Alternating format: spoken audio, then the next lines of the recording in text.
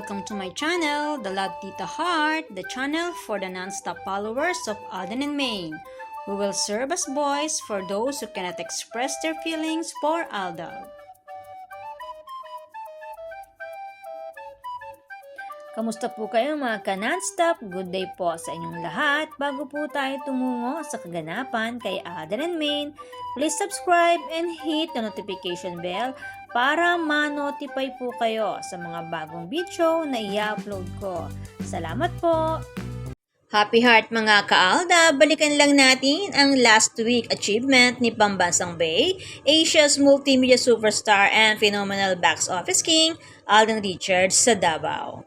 Ang international triathlon race kung saan sobrang humanga ang kanyang mga ka-teammate Will Dasovich and Nico Bolsico.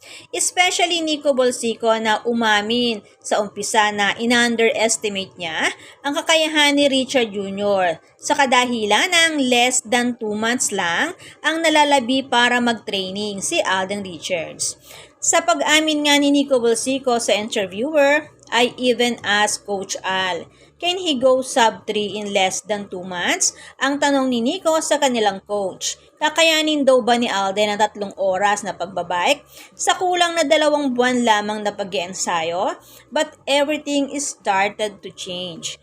In those 2 months, Alden showed off in a way very few people do.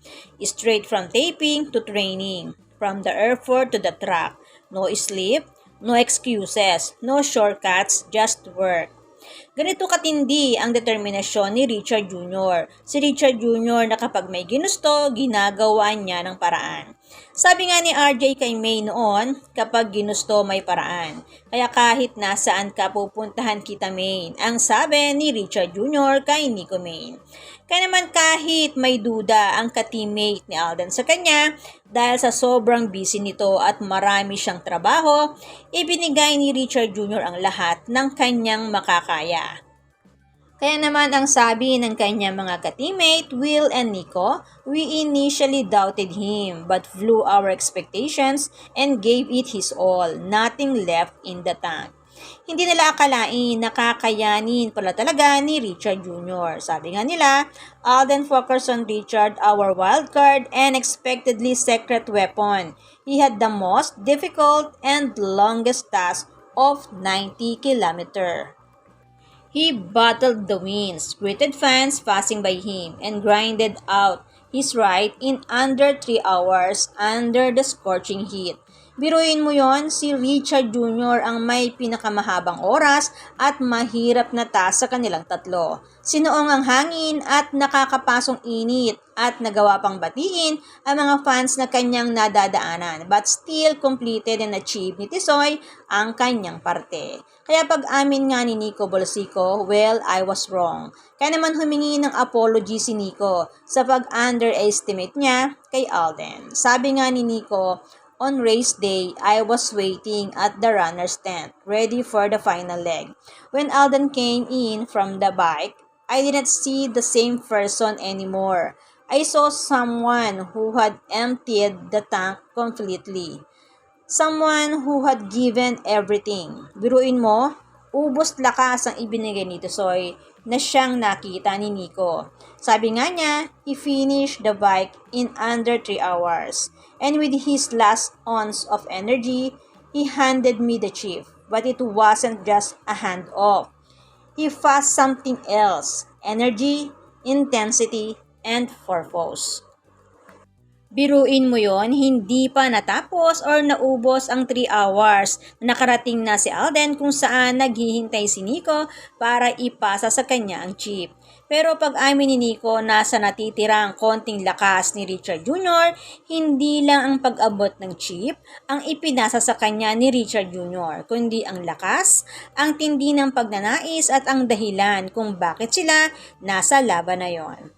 Para lang kasing tindi ng pag-ibig ni Richard Jr. kay Nico Maine at pag-ibig naman ni Nico Maine kay Richard Jr. kung bakit nananatili ang Alden Nation sa laban. Yung genuine at katotohanang pag-iibigan ng dalawa na ibinahagi nila sa atin. since July 15, 2016 at pinatindi pa ng after ng tamang panahon ng October 24, 2015. At lalo nating nakita ng mga taong 2016, 2017, 2018 hanggang sa pandemic time, hanggang umabot na sa private life. At sabi pa ni Nico kay Alden, a place you only reach when truly give everything, physically and mentally. A dark place, the kind that breaks you, strips you down, and leaves you alone with nothing but your will. Not everyone gets there. It's almost a privilege, but also dangerous. Because once you go there, there's no guarantee you come back the same. But if you do, you come back stronger, sharper. You discover something inside you that was always there but sleeping. Ika nga, hindi lahat may lakas ng loob na sumuong sa hamon. Pero kung alisin ng takot, focus sa ginagawa, talasan ng isip, ibigay ang lahat ng makakaya, mararating mo ang ninanais mo. Walang kang magiging tanong sa sarili mo, bakit hindi ko ginawa? Sabi nga, paano mo malalaman kung hindi mo susubukan? At once na ginawa mo, doon mo malalaman na kaya ko pala. At kung may kailangang baguhin dahil may mali, doon mo matututunan mas maging magaling, malakas at matapang. May tinatago ka pala, hindi mo nalalaman. Sabi nga ni Nico, Alden is not just a celebrity with a beautiful face. He is also a gritty man. New level of respect, dude. Is an undercover beast who knew. Ika nga, nagulat sila sa ipinakitang tapang at lakas ng fighting spirit ni Richard Jr. Hindi lang daw pala siya artista na nagtataglay ng kagwapuhan, kundi may natatago palang halimaw na kahusayan si Richard Jr. Kaya naman very proud sila bilang ka-teammate ni Richard Fockerson Jr. Kaya pala ang sabi ng kanyang kaibigan na si Christopher Martin na makatapos si RJ, napakahusay ang sabi niya kay Richard Jr. At sabi nga ni Will Dasovich, si Alden ang nagpakita sa kanila kung ano ba talaga ang teamwork at dedikasyon. There's a reason he is at the top of his industry, and his actions and efforts he puts into the other aspects of life are consistent with what he does in both professional and personal endeavors. We appreciate you, my guy. Ang sabi ni Will Dasovich kay Alden Richards.